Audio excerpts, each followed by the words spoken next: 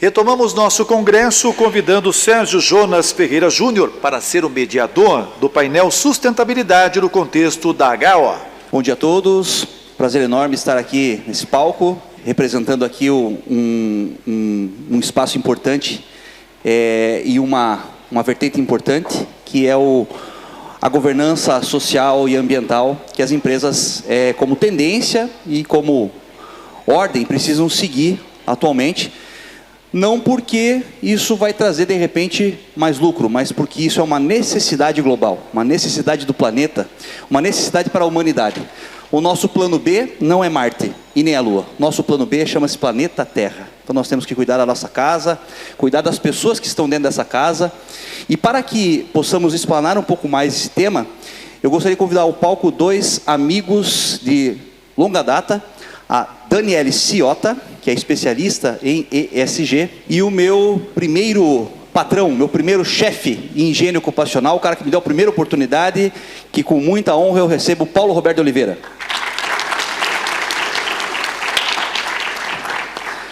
E agora, pessoal, eu convido o Paulo Roberto de Oliveira, que por ser muito eloquente e ter uma mobilidade exacerbada, vai também tomar corpo da plateia e vai caminhar com vocês, tá?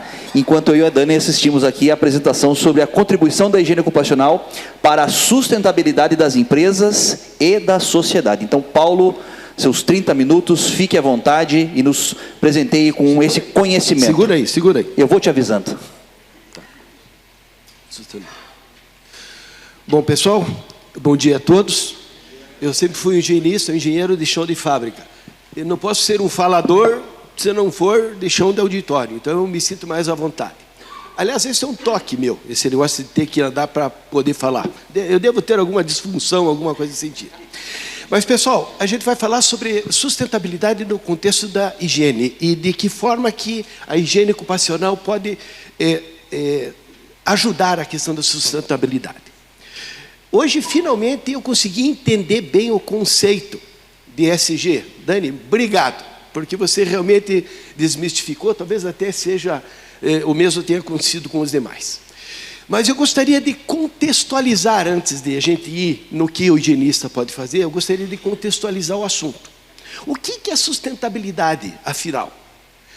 Do latim, o termo sustentável provém do latim sustentare, que significa sustentar, manter, cuidar, apoiar. Sustentabilidade de uma empresa, portanto, é a sua habilidade de se manter no mercado de forma perene, o que pode, em geral, representar uma vantagem corporativa, comparativa. Por quê? Porque as pessoas, em geral, preferem fazer negócio com quem já está no mercado já há algum bom tempo, que isso pressupõe qualidade, proficiência e comprometimento. Então, o termo sustentabilidade tem a ver com cuidar, com manter.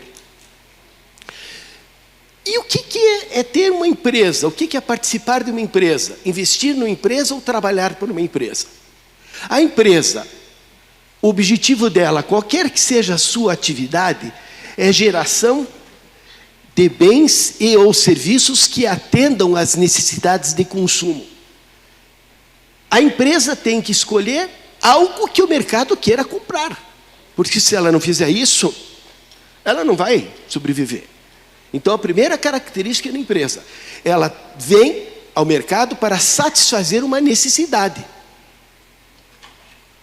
Se essa empresa veio e satisfaz a necessidade de consumo, e ela proporciona lucro para os seus investidores, ela é economicamente sustentável. Se essa mesma empresa também preserva o meio ambiente, adota boas práticas ambientais, ela é ambientalmente sustentável. Se ainda ela age e estimula que seus colaboradores, clientes, fornecedores hajam dentro de preceitos éticos, ela é eticamente sustentável. E se ainda ela integra o cidadão à sua coletividade, através da geração de emprego e renda, mantendo a dignidade das pessoas, ela é socialmente responsável, socialmente sustentável.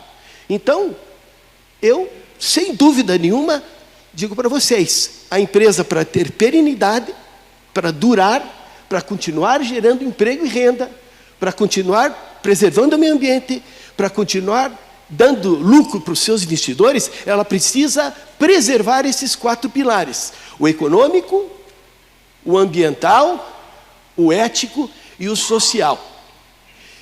E temos que entender que, se qualquer desses pilares, o social, o ético, o ambiental, quebrar, ela quebra economicamente.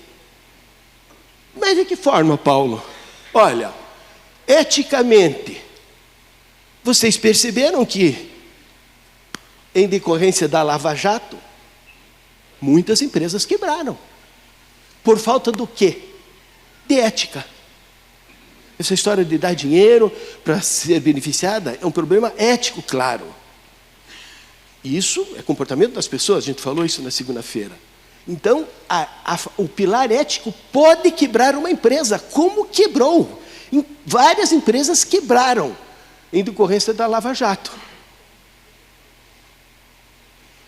A questão ambiental. Recentemente tivemos os cases aí de Brumadinho, de Mariana.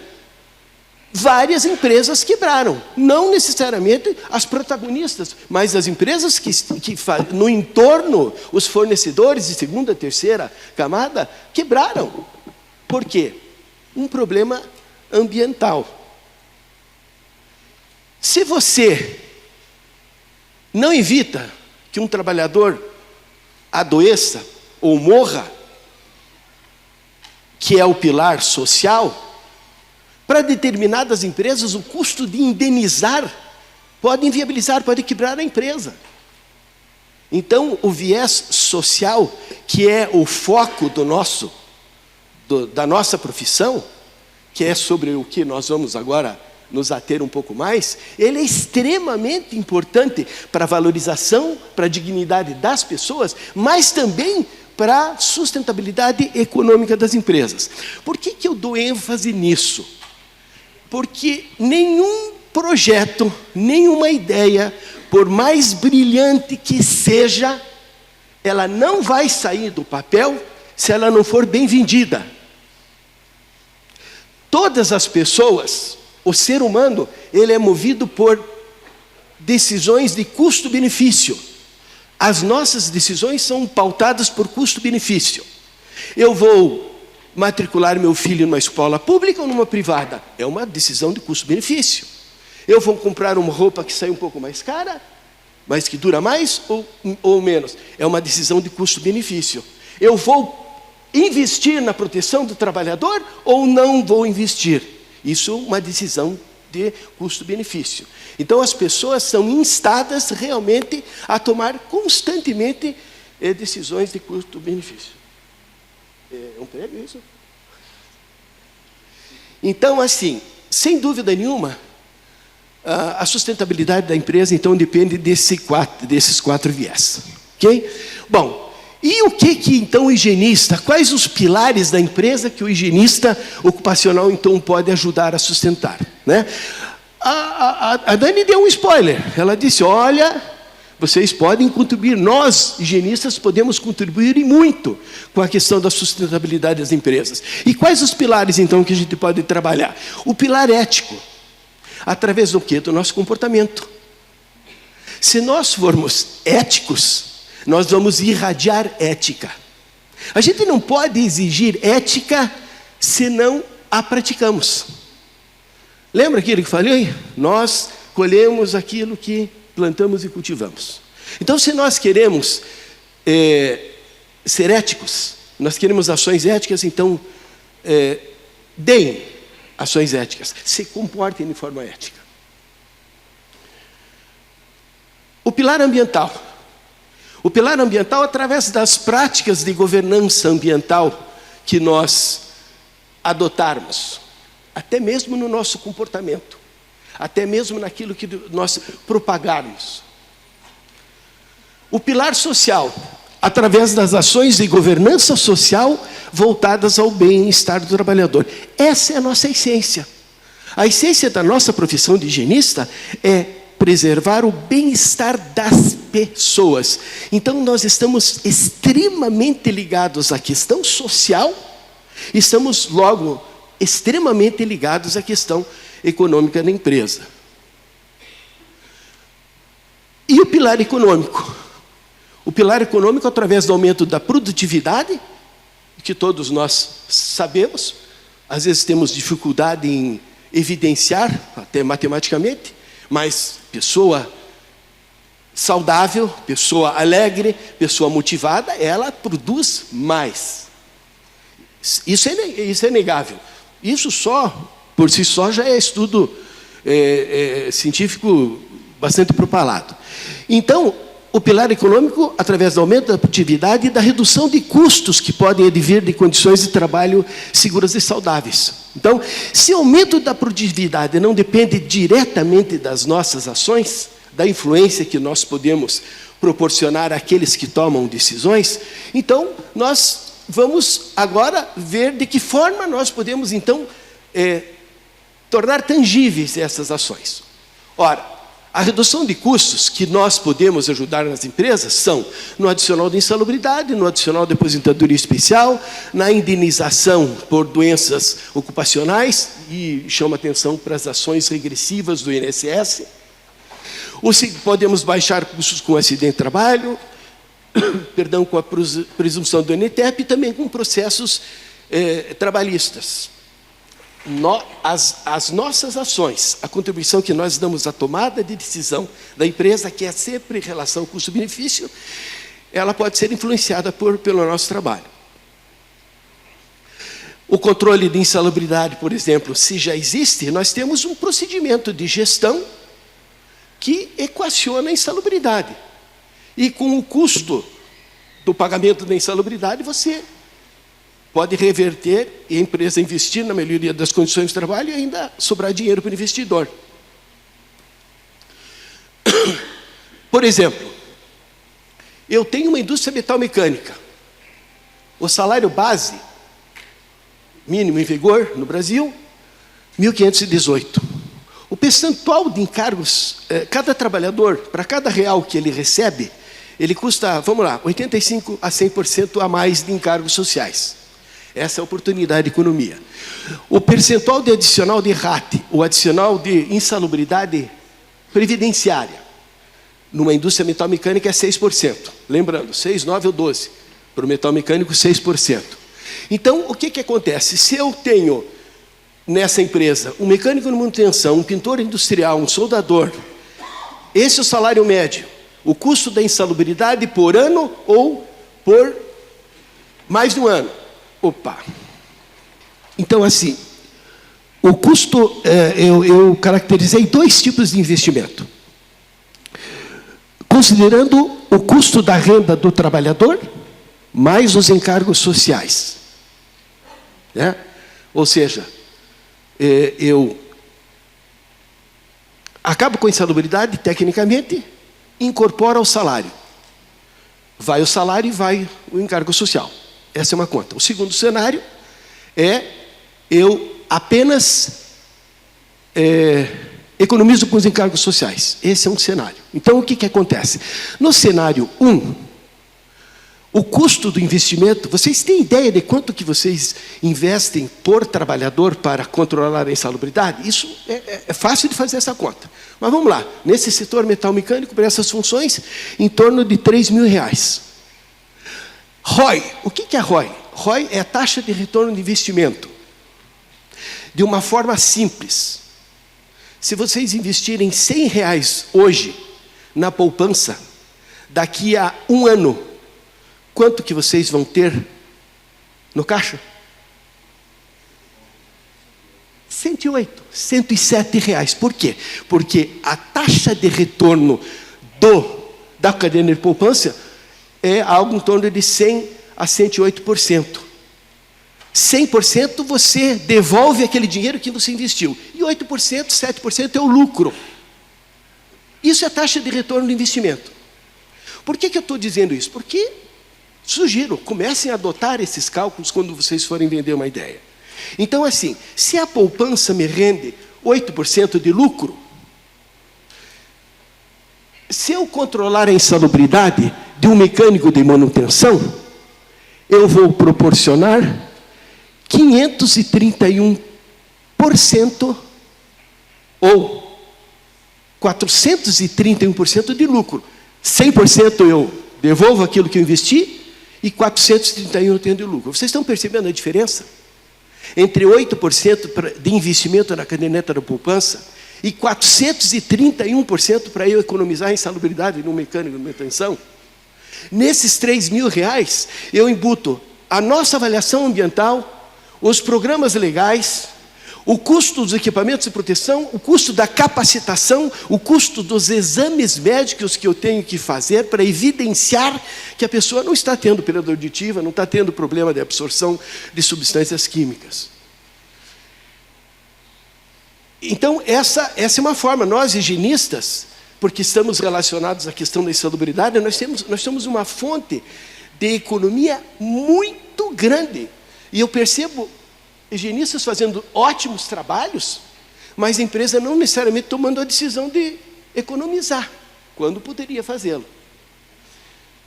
Quem mais? O custo de uma indenização. O custo de uma indenização.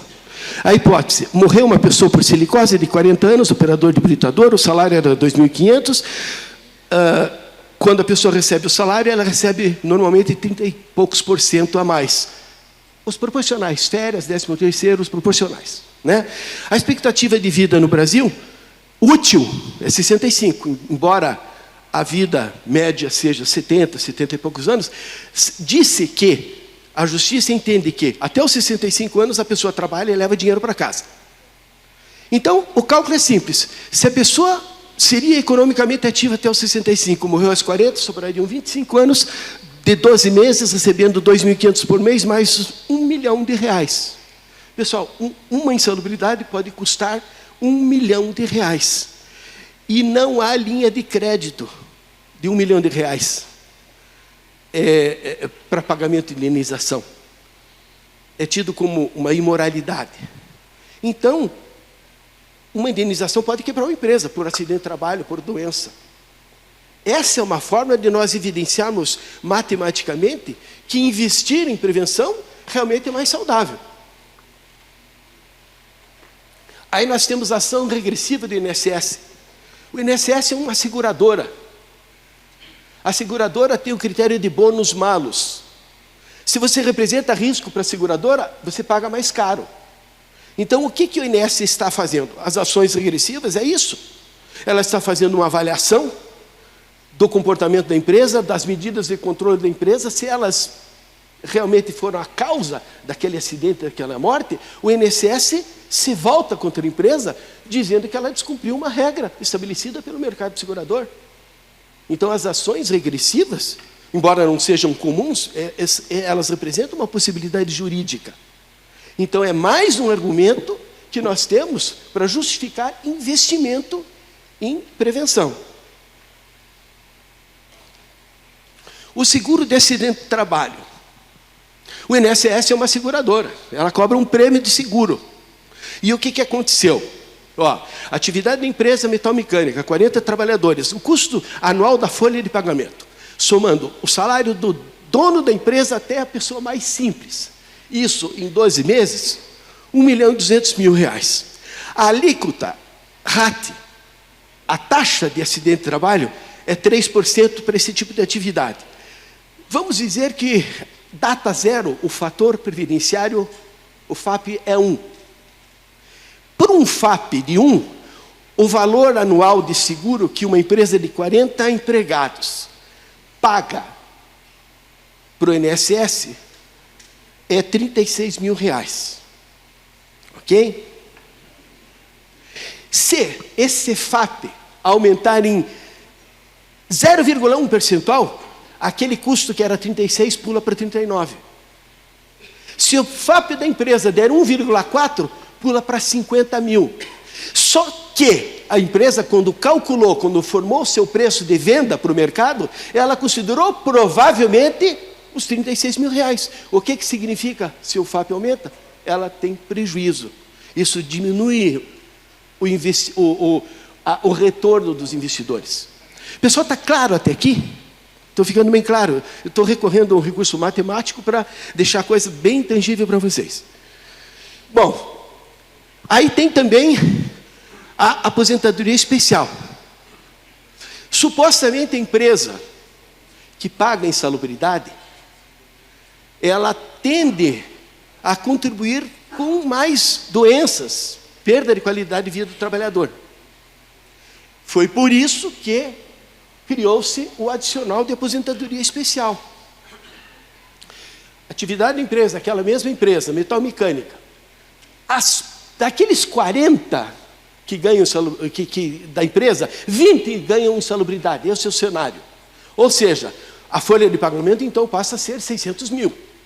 O adicional de RAT, para quem paga insalubridade no setor metal mecânica, é 6%. 6, 9 ou 12. Metal mecânica é 6%. Então, o que acontece? O valor anual a ser pago ao INSS, se eu tiver um FAP de 1,1, eu pago 39.600 contra aqueles 36. Aí eu pago mais 36 de aposentadoria. Ou seja, no final do ano eu vou gastar 75 mil reais, quando poderia gastar 36. E se o meu FAP aumentar para 1,4, em vez daqueles 36, eu vou pagar 86 mil reais. De novo, se isso não entrou na contabilidade da empresa, não entrou na formação de preço, a empresa está vendendo mais barato do que teria que vender. Vocês estão percebendo? Isso tudo tem a ver com o nosso trabalho, porque se a gente fizer aquele procedimento de gestão, se a gente fizer uma boa antecipação, um bom reconhecimento, uma boa avaliação, adotar as medidas de controle, prioritariamente coletivas, individuais, fazermos os exames médicos, monitorarmos o resultado dos exames médicos, o nosso trabalhador estará saudável. Ele não vai ficar doente. Se não fica doente, o nosso custo de acidente de trabalho não aumenta. Isso é resultado do trabalho de todos nós.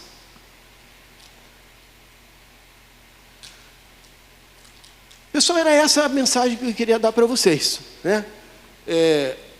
O nosso trabalho, a profissão de higienista ocupacional, ela é extremamente nobre, porque cuida das pessoas. Eu mergulho muito de fazer isso, das minhas equipes fazerem isso. Eu mergulho muito com isso. E as empresas precisam entender que nós somos extremamente importantes para elas, porque além de nós cuidarmos dela, do ativo principal dela, que são as pessoas, da dignidade das pessoas, nós damos lucro. Agora, nós precisamos levar isso adiante. Toda ideia, todo projeto de melhoria que vocês tiverem, façam o cálculo da taxa de retorno de investimento, porque essa é a ligagem do empresário. O ESG, como a Dani falou, surgiu para isso. Surgiu realmente vislumbrando o resultado das empresas. As empresas investem em quem protege, não em quem não protege. Então, era essa mensagem que eu queria deixar para vocês. Ok? Obrigado.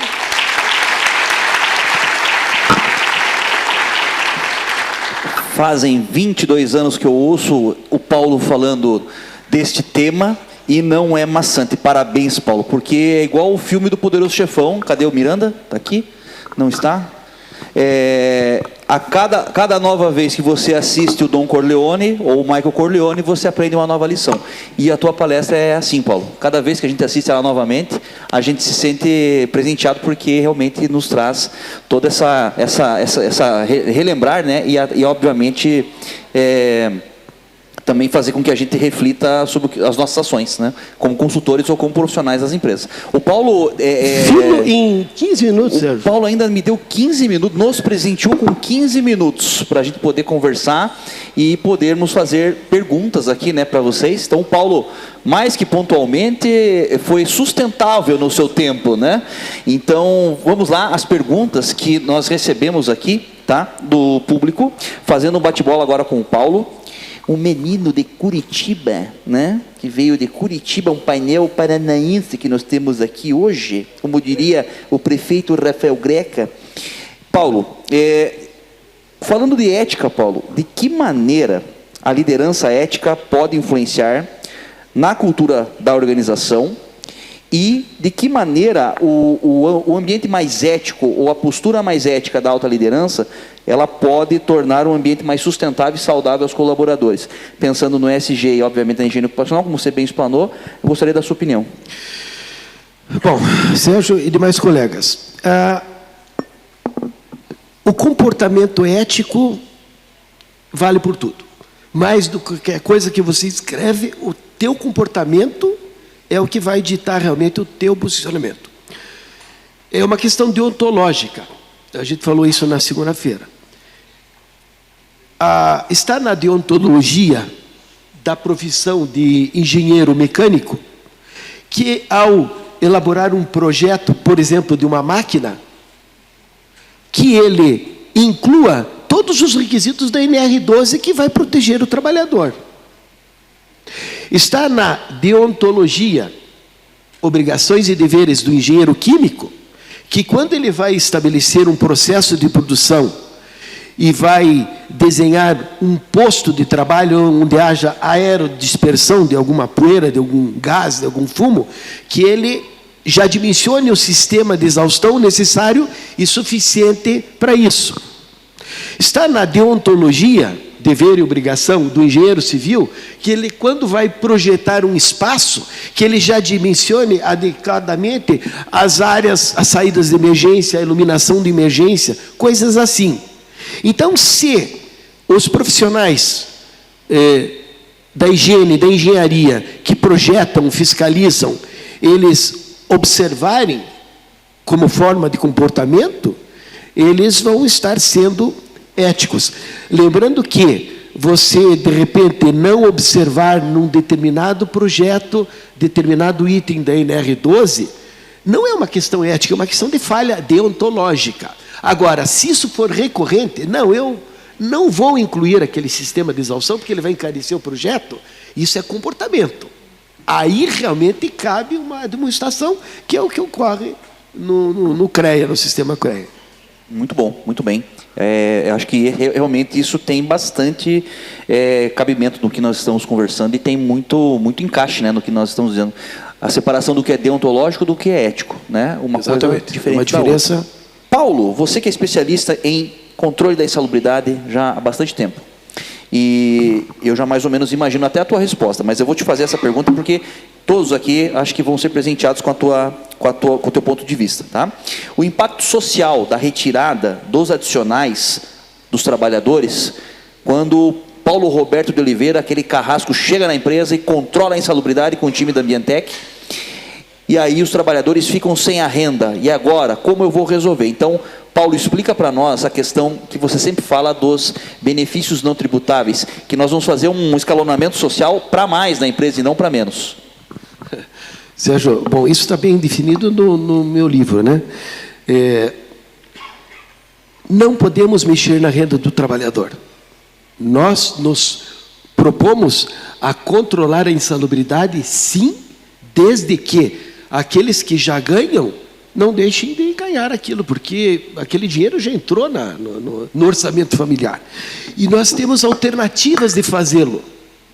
Nós podemos controlar a insalubridade e deixar de pagar o adicional e continuar pagando esse valor na forma de uma verba em cima da qual não haja incidência de encargos sociais. Existem verbas, benefícios, onde não há incidência de encargos sociais. Então, o que a gente sempre recomenda para as empresas é que, se resolverem controlar a insalubridade e economizar esse caminhão de dinheiro, façam isso que vale a pena, mas não reduzam a renda do trabalhador, porque isso já está no orçamento dele e há dispositivos legais de você manter a renda sem comprometer isso. Muito bom, Paulo, muito bem. Bom, pessoal, para complementar o que o Paulo falou e o que a Dani falou, que são assim pérolas preciosíssimas para nós profissionais da área de higiene ocupacional. Nós estamos organizando um evento no Paraná no mês de outubro, né, de 14 a 16 de outubro, pela Associação Paranaense dos Engenheiros de Segurança, ao qual eu atualmente estou como vice-presidente, e nós também vamos ter um painel lá sobre sustentabilidade, sobre ESG, né, voltado para a segurança do trabalho, e vamos correlacionar o tema com os ODS, né, da ONU, os Objetivos do Desenvolvimento Sustentável. Mas só para a gente ter uma ideia, tá, rapidamente falando, ODS 8, trabalho decente e crescimento econômico, tem a ver com a nossa profissão? Tem muito a ver, né? Níveis mais elevados de produtividade das economias, por meio de diversificação, modernização tecnológica, inovação, inclusive por meio do foco nos setores de alto valor agregado. Proteger os trabalhadores e promover ambientes de trabalho seguros e protegidos, incluindo os trabalhadores migrantes, em particular mulheres e pessoas em trabalhos precários, né? Diminuir taxas de frequência de lesões ocupacionais, fatais e não fatais. ODS 12, consumo e produção responsáveis, também é atingido com a nossa atividade, com o que nós fazemos, tá certo? Então, incentivar empresas, especialmente as grandes empresas e transacionais, a práticas mais sustentáveis. Isso também faz parte do escopo da higiene ocupacional. ODS 3, saúde e bem-estar. Até 2030, reduzir o número de mortes. Então, se reduzimos as mortes no local de trabalho e as doenças, obviamente, contribuímos com esse ODS, tá certo? E o ODS 9, inovação e infraestrutura da indústria, né? Então, fazer com que as indústrias se modernizem, né, na sua infraestrutura, no seu sistema produtivo, tornando-as mais sustentáveis tecnologicamente, ambientalmente limpas e adequadas, tá certo? Pessoal, eu só posso agradecer Paulo e Dani, meus dois amigos, pelo maravilhoso painel que nós conseguimos tocar dentro do tempo, obviamente, né? O Paulo conseguiu aí um recorde de redução de 15 minutos na fala dele. Agradeço a vocês em nome da BHO, agradeço também a BHO pela confiança no trabalho, em me ceder o espaço para conduzir esse painel, e nos encontramos aí brevemente, tá bom? Pessoal, é isso, um abraço, obrigado.